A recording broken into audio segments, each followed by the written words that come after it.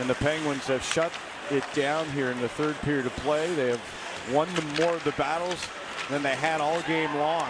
Look out, penalty here. And what happened here? Malkin got mad at Michael Raffl, and the stick came up in the face of Raffl. Hold it here. Is Malkin going to be done? It was a swinging stick. Is this a 5-minute penalty, or is he? Retaliation. Oh, boy.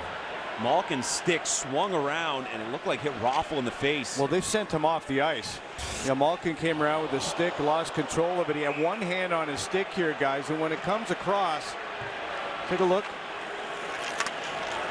The Raffl with a punch, and the stick really swung around. It looked like it just glanced off the helmet of Raffl when it came around. And you got to be in control of your stick. Pittsburgh Penguins, number 71, Evgeni Malkin.